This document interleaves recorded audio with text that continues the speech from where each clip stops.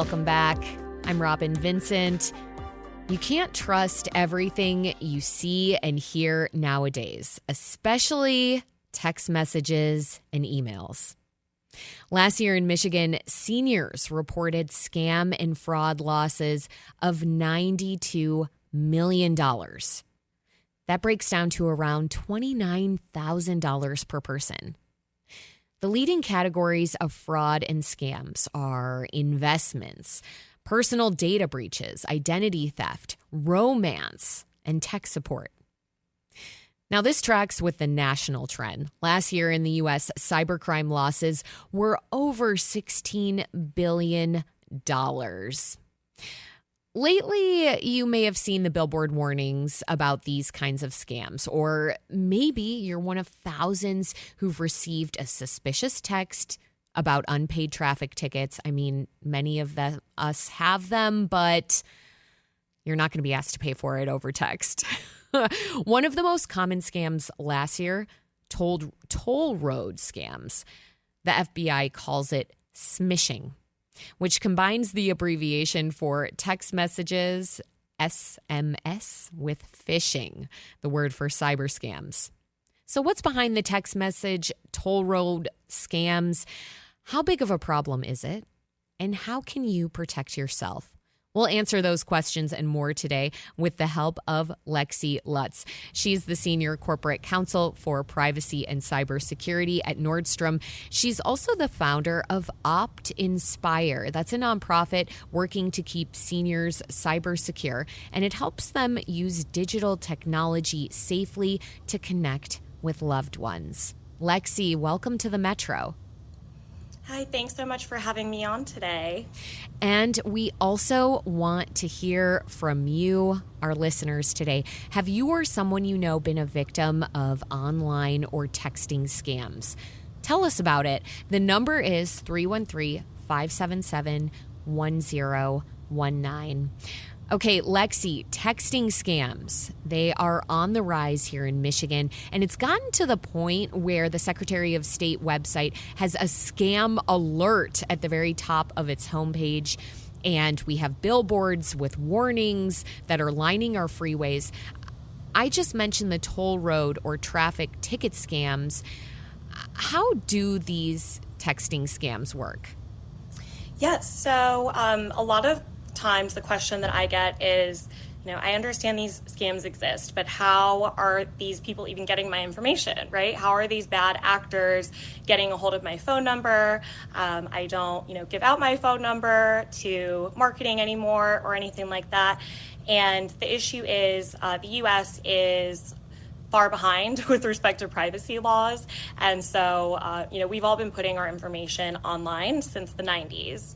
And there were really no laws in place to prevent people who could have been well-intentioned individuals from scraping that data and then afterwards, selling it or using it for other purposes such as marketing. And unfortunately, that problem, because we didn't have any regulations in place back when people started putting their information all over the internet, because we didn't have regulations in place, there is now a ton of information online on pretty much everyone, if you were using the internet back then or even now. And so the U.S. is working on catching up on the regulations from that standpoint. But as far as how does this happen in the first place, it honestly is just because there is so much information that people have been collecting since basically the internet has been in existence, and the more information that is online about you, unfortunately, the more access data brokers will have to that so that they can sell it for use for other purposes. And, of course, bad actors then can get a hold of it. So go ahead. Thanks, Lexi. I mean, two things are coming to mind as you're talking about this. One is that we should all be a lot more careful about the information that we're sharing online, the forms that we're filling out online, and perhaps even just what you can see, let's say, on our social media profiles. Is that right?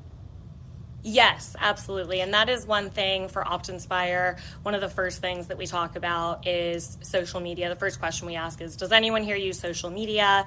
If we have enough hands raised, we do, a high level, but then a little bit of a deep dive into here's how to update your privacy settings, make sure that you're only connecting with people who you actually know, and ensuring that any information that you share is not potentially could make you a victim of identity theft or, in a way that could potentially put you in risk for financial harm or otherwise. Got it. Got it. The other thing that you mentioned that I want to quickly go back to, you said the U.S. is really behind in terms of protecting people's privacy in a regulatory fashion. I'm wondering what countries have led the way. Yes, so definitely the EU and the UK, because since it's separate now, and those really are the top two. They're going to be they're the framework that pretty much every country thereafter is essentially mirroring. So, for example, after the GDPR was passed back in, I believe it was 2018. It was immediately followed by California to pass their privacy law. And unfortunately, I don't think Michigan has one in place, but I believe that there is some in legislation that they're working on. And so, and so that really does, I think, help because it allows people to have a little bit more control over their information. And fortunately, we're just kind of going state by state at this point. Yeah, that's striking to me that it's been left up to the states. I mean, I will say in June, the Michigan State Senate introduced what's called the Michigan Personal Data Privacy Act. It's sitting in committee now. An earlier version was passed by the state Senate last year, but it never made it through the House. Now, this would establish a lot of requirements by businesses that collect and keep people's personal data. Michigan is in the midst of a disappointing legislative gridlock.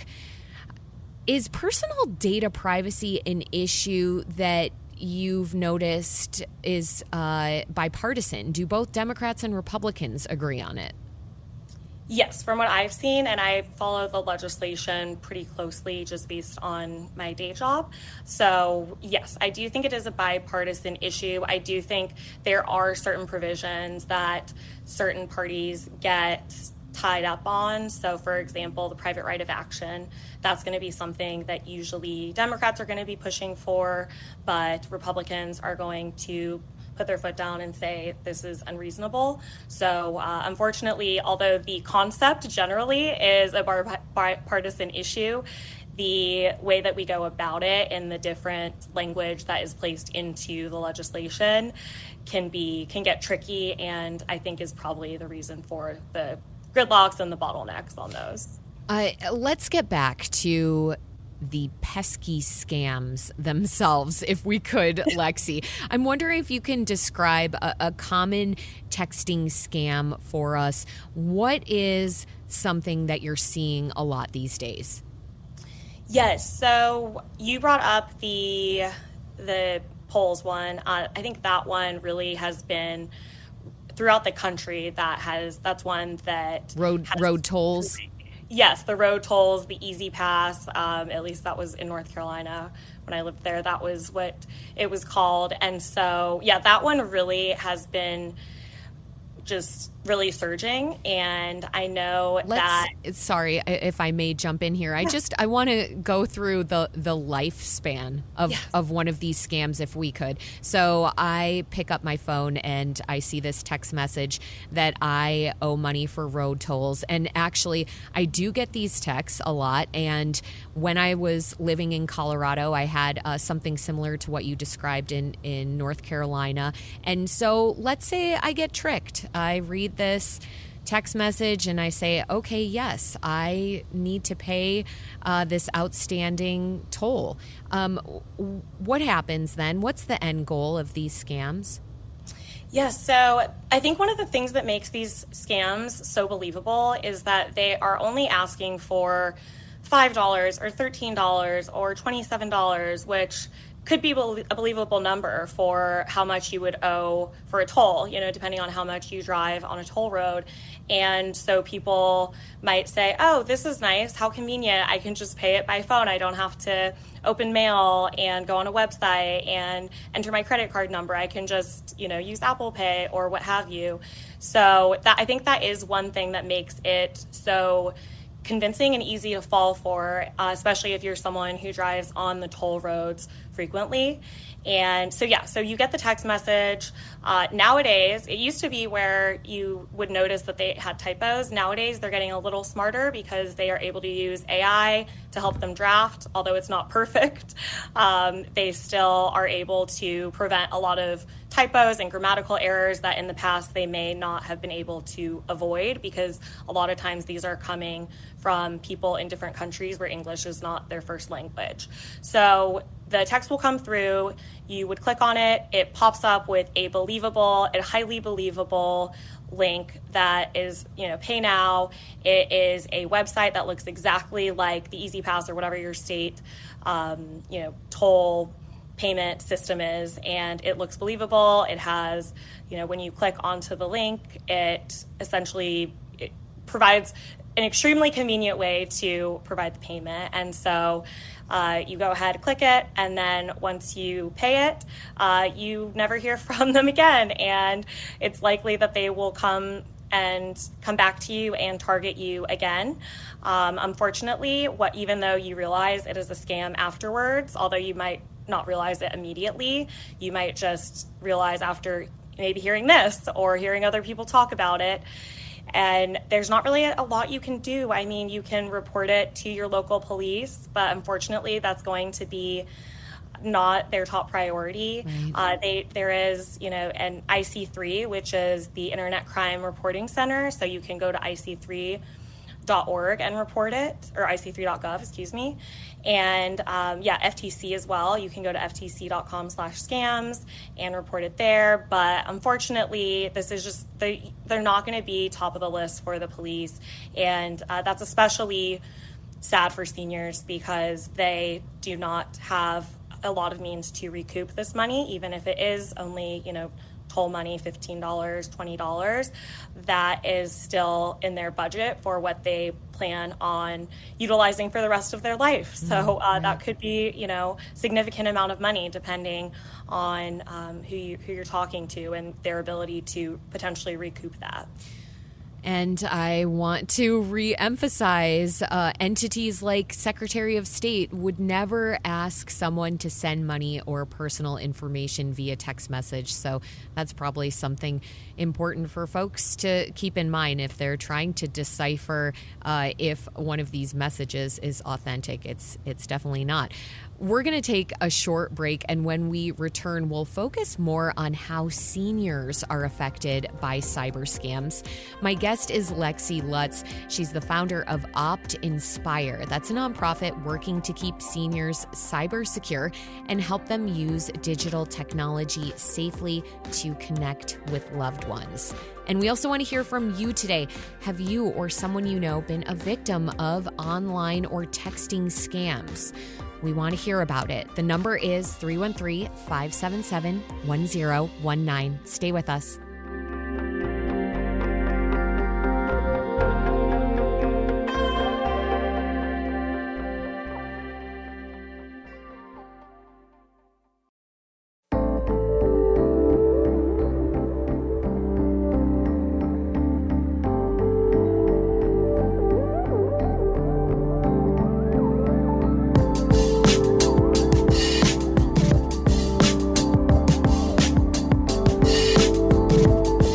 Welcome back to the Metro on WDET, Detroit Public Radio. I'm Robin Vincent. We've been talking about those pesky text message scams that have been popping up on a lot of Michigan cell phones.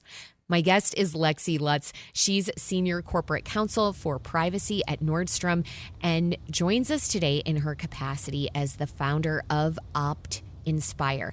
That's a nonprofit working to keep seniors cyber secure. And we also want to hear from you today. Have you or someone you know been a victim of online or texting scams? Tell us about it. The number is 313-577-1019. And I want to turn to the phones now to Chris from Holly. Chris, you've noticed scams, but also some confusing, legitimate communications. You're on the Metro. Thanks for joining us. Yeah, no problem. Thank you. I just wanted to chime in because I've had that happen to me, and I, reported them as scams on my phone, and then I've had people at work think that they, should pay that because they're younger than 20. They were confused by the whole thing.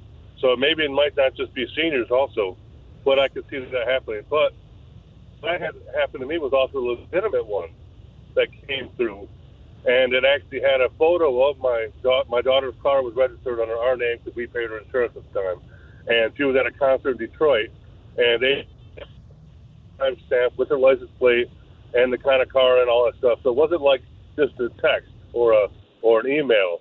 It was an actual photo and a timestamp. So I felt really legit about that when I paid that one. I got a complimentary letter afterward or an email. I can't remember how that went. But I just want to let people know that and even if you don't pay it, they're not going to come do anything because, like you said, they're not from our country. They're not they don't have any influence on the towing companies in our country. Chris, thank you so much for listening and for calling the Metro.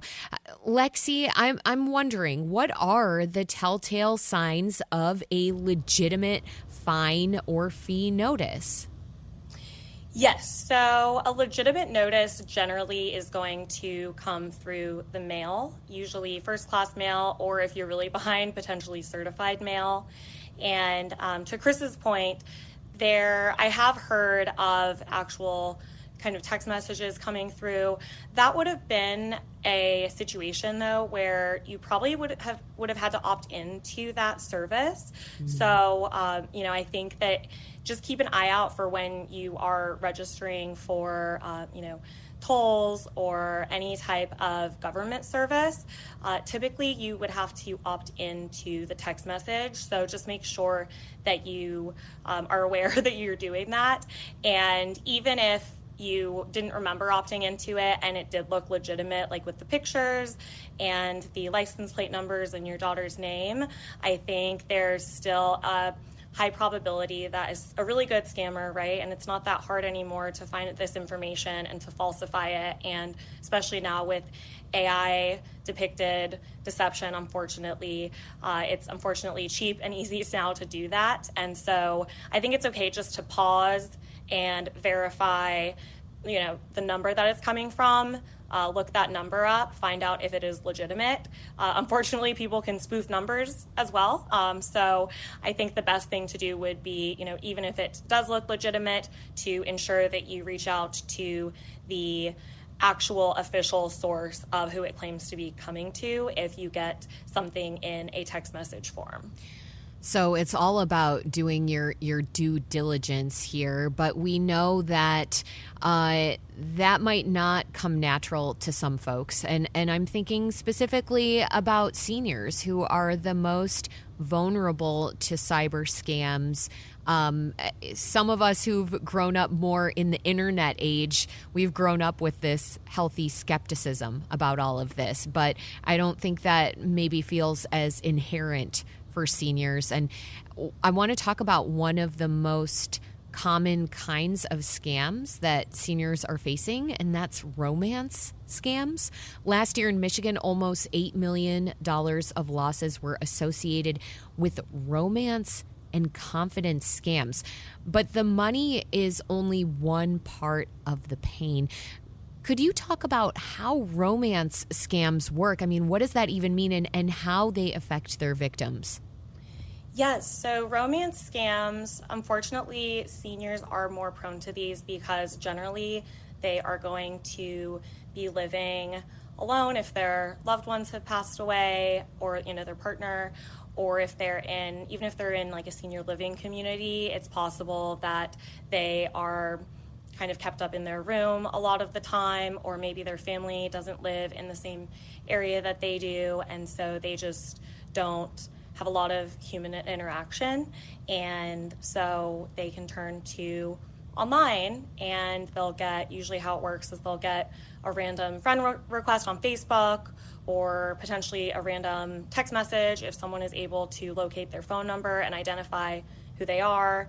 And it'll be kind of a slow leaning into, hey, like, I'm your friend, and then it turns into exchanging of pictures, or sometimes it's just that the fraudster sending pictures, fake pictures, to say, this is who I am, here's what I'm doing. And then eventually you create this bond via text message. Sometimes they also will pick up the phone and have long conversations with you. If it's a man pretending to be a female, they'll use voice spoofing or voice cloning. And so yeah, it's really scary. And then they build up this bond with you, and then when at pretty much the peak of your bond, they will say, oh no, I'm in trouble, I have to leave the country to visit my family and I need this money, or I need to leave my country, I need to come see you, can you send me money to do that? Or it could be some type of health condition that they're claiming to be in the hospital and gotten in a terrible accident, or some illness, and they can't afford care. And so they will build up this relationship for months and months. And it's extremely sad because it isn't only stealing finances from these individuals, it is also stealing their time, it is stealing their emotional bandwidth. Their emotional bandwidth and their mental capacity as well. And so it's extremely sad, because then they feel kind of attached to this person, and of course they're going to give help in this financial way to someone who they care about. Right. And then once the money has been sent over, then the fraudsters disappear and look for their next victim. And yeah. Yeah, I this is hard to hear, because it really sounds like people preying upon vulnerability and preying upon some very natural human emotions and desires for connection and companionship. And Lexi, your work at OptInspire is at the crossroads of cyber safety and human connection. New technology like FaceTime and Zoom have made it so much easier for lots of us, including older folks, to see and talk with family who might be unable to visit. So I'm wondering, how do you approach digital literacy or cyber safety training with seniors? Yes, so we do. I'm so glad that you brought that up, because we believe that not only is scam prevention extremely important, and frankly that is our probably main mission, but we also believe that digital literacy, which is slightly different than just online safety, is also crucial, because we want our older adults who didn't grow up on smartphones and on the internet, we still want them to be connected with us in the world, where the main way to connect is on your phone and online. And so how we approach it is we basically just do a high-level overview of, here are the kind of red flags to look out for. We do kind of lead with scams, because that is what we believe is the most important for them to ensure that they take away. So we do lead with kind of scams. And anything that's urgent, don't give in to any pressure if they're asking for your personal information or your financial information. And then we go into kind of the red flags, which is sense of urgency, too good to be true, asking for any of your information when you did not prompt them and when you weren't expecting to provide any of your personal or financial information. And then we go into the top 5 common scams reported by the FBI and Department of Justice, and I can kind of elaborate on those more, but I want to get to the digital literacy piece. Lexi, we are actually running out of time here. We only have about 30 seconds, so I think in those 30 seconds, maybe you should list off those top 5 scams for us before we go. Yes, perfect. Well, we started with romance, so we have that. Grandparent scams, which is where an individual pretends to be a grandparent. Tech support, which is where someone claims to help you with your computer or your phone, and then they hack into it. Government impersonation is also one where they pretend to be the government requesting information for Social Security or the IRS. And then phishing as well. Those are fake emails or messages pretending to be from a trusted source, which unfortunately we all have fallen for. And yeah. Yes. Okay. I've taken notes, and I hope our listeners have too. But if not, folks can head to WDET.org today, where we'll have more information from Lexi Lutz, who's the founder of Opt Inspire, a nonprofit that works to keep seniors cyber secure. Lexi, thank you so much for joining us on the Metro. Thank you for having me.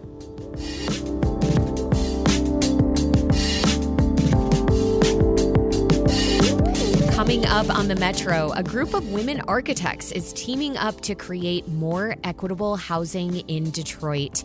We'll hear that conversation next. This is WDET-FM, Detroit Public Radio, your connection to news, music, and conversation. And this is the Metro. Stay with us.